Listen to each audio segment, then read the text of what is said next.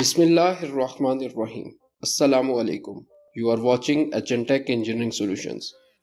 اس video میں آپ کو پاکستان اور اسپیشلی صوبہ سندھ کے بہت اہم پروجیکٹ حیدرآباد سکھر موٹر وے میں ہونے والی لیٹسٹ اپ ڈیٹ سے آگاہ کریں گے۔ اگر آپ کو یہ ویڈیو پسند آئے اور اس پروجیکٹ یا اس طرح کے مزید پروجیکٹس کی لیٹسٹ اپ ڈیٹس، انفارمیشن اور ڈیولپمنٹس جاننے کے لیے اس چینل کو ضرور سبسکرائب کریں۔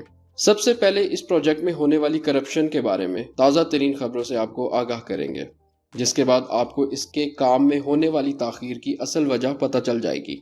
میٹیاری اور نشر و فروز میں ضلعی انتظامیہ کے اعلیٰ حکام اور بعض شخصیات کے مبینہ فرنٹ مینز نے حیدرآباد سکھر موٹر وے منصوبے سے 5.8 ارب روپے کا غبن کیا ہے۔ تحقیقات کاغذی کارروائی کے مراحل میں ہے۔ قومی احتساب بیورو نیب کی مبینہ غلط کارروائیوں کی تحقیقات نے ریفرنس دائر کرنے میں نچلے گریڈ کے اہلکار اور بعض صوبائی وزراء کے مبینہ ساتھیوں کو نشانہ بنا کر اصل فائدہ اٹھانے والوں سے توجہ اٹھا دی ہے، جس سے سکھر حیدرآباد موٹر وے منصوبے کا مستقبل الجھ گیا ہے، جس میں مبینہ طور پر سندھ حکومت کے افسران اور سیاسی پارٹی کے کچھ رہنما ملوث ہیں۔ منصوبے کا تعمیراتی کام شروع ہونے کے باوجود میگا پروجیکٹ ان الزامات کی وجہ سے تعطل کا شکار ہے۔ سیاسی شخصیات نے مقامی انتظامیہ کے ساتھ مل کر اراضی کے حصول کی آڑ میں 5.8 ارب سے زائد کی خرد برد کی ہے۔ کچھ دستاویزات سے پتہ چلتا ہے کہ ضلع میٹیاری کے معاملے میں اسسٹنٹ کمشنر میٹیاری نے لینڈ ایکوزیشن آفیسر ہونے کے ناطے سندھ بینک سے 7 دنوں کے اندر 2 ارب روپے سے زائد رقم نکلوائی۔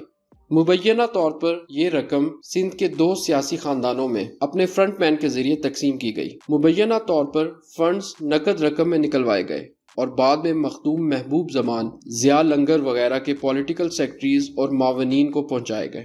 ٹیکنو انجینئرنگ سروسز اور CMC، جو کہ ایک اطالوی فرم ہے، 2022 میں نیشنل ہائی وے اتھارٹی سے پبلک پرائیویٹ پارٹنرشپ کے معاہدے کے تحت یہ پروجیکٹ حاصل کیا، جس کے بعد حکومت پاکستان نے ضلعی انتظامیہ کو 15 ارب روپے کی رقم اس موٹر وے میں آنے والی زمینوں کی خریداری کے لیے دیے گئے۔ تاہم زمین کے مالکان کے لیے مطلوبہ فنڈز مبینہ طور پر ضلعی انتظامیہ اور صوبائی وزراء کے اہلکاروں نے مال غنیمت سمجھ کر اپنی جیبیں بھری، جس سے منصوبے کے مستقبل کے بارے میں خدشات پیدا ہو چکے ہیں۔ اس منصوبے میں 7 اضلاع میں 15 انٹرچینجز کی تعمیر شامل تھی، جس سے لاکھوں ملازمتوں کے مواقع پیدا ہونے تھے۔ زمینوں کے حصول کے فنڈز میں مبینہ غبن کے منظر عام پر آنے کے بعد اطالوی کمپنی نے مبینہ طور پر اس منصوبے سے دستبردار ہونے کے اپنے ارادے کا اشارہ دیا اور اس پروجیکٹ کے جاری رہنے پر شک کا اظہار کیا۔ نیب نے نومبر 2022 میں انکوائری شروع کی اور اسی سال دسمبر میں اسے تحقیقات میں تبدیل کر دیا۔ نیب کی جانب سے دائر ریفرنس کے مطابق ڈپٹی کمشنر میٹیاری اور اسسٹنٹ کمشنر نے عاشق کلیری سمیت 9 افراد کے ساتھ مل کر 2.37 ارب روپے بینک اکاؤنٹ سے نکلوائے، جو زمینوں کے حصول کے مقصد سے قائم کیا گیا تھا۔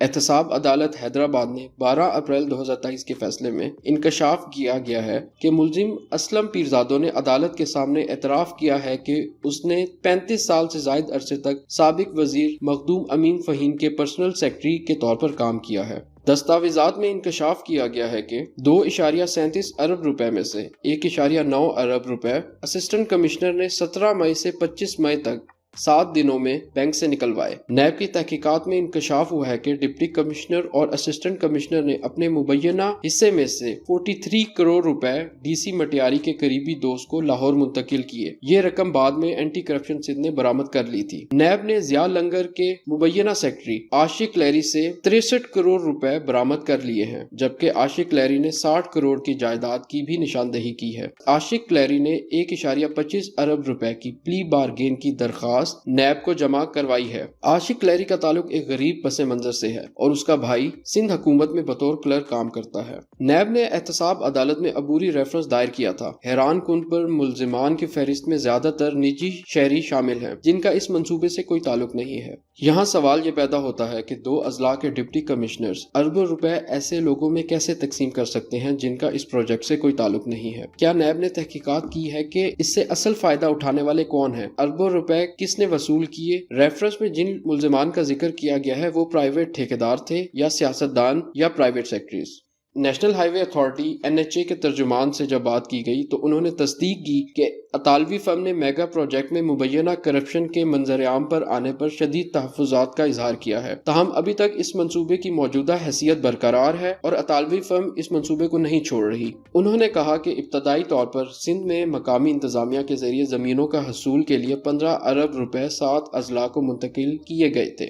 جب NHA سے پوچھا گیا کہ انہوں نے اس پروجیکٹ کو شروع کرنے کے لیے ایکوائرڈ اراضی کیوں نہیں لی تو ترجمان NHA نے کہا کہ وہ نقصانات کی تشخیص کے سروے کی رپورٹ کا انتظار کر رہے ہیں، جس کے بعد زمین کا قبضہ لیا جائے گا۔ اس تمام صورتحال کو دیکھ کر مجھے پرسنلی اس پروجیکٹ کا مستقبل خدا نخواستہ تاریخی کی طرف جاتا نظر آ رہا ہے، کیونکہ اس پروجیکٹ میں ایک فورن کنسٹرکشن کمپنی CMC جو کہ 306 ارب روپے جو کہ لگ بھگ 1.5 ارب ڈالرز بنتے ہیں اس ملک میں لا رہی ہے، اور اس پروجیکٹ کی کنسٹرکشن سٹارٹ ہونے سے پہلے ہی اس طرح کے کرپشن کیسز کے منظر عام پہ آنے سے ایک انویسٹر کے لیے پاکستان کی موجودہ صورتحال کو مد نظر رکھ کے بہت ڈس اپوائنٹنگ ہے، جس کا اظہار نیشنل ہائی وے اتھارٹی کے آفیشلز بھی کر چکے ہیں۔ پاکستان کی موجودہ صورتحال میں جہاں فورن انویسٹرز پہلے ہی اس ملک میں انویسٹ کرنے سے ڈرتے ہیں، وہاں ایک اٹیلین فرم 1.5 ارب ڈالرز پاکستان لا رہی ہے، جو کہ انفارچونیٹلی ہمارے ملک کے لوگوں کی کرپٹ پریکٹسز کی وجہ سے خدا نخواستہ کینسل بھی ہو سکتا ہے، اور اس کے خدا نخواستہ کینسل ہونے سے حیدرآباد سے سکھر 306 کلومیٹر موٹر وے جو کہ کراچی سے پشاور موٹر وے کا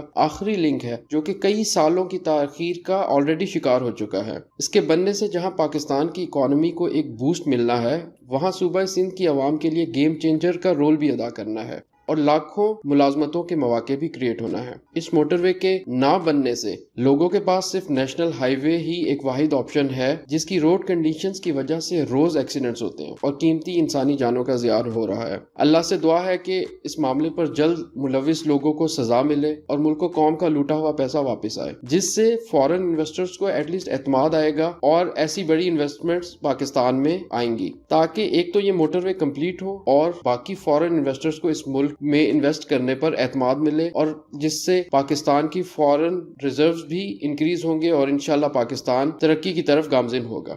اگر آپ کو ویڈیو پسند آئی ہے تو ویڈیو کو لائک اور شیئر کیجیے گا اور اس چینل کو ضرور سبسکرائب کریں۔ Thank you for watching this video.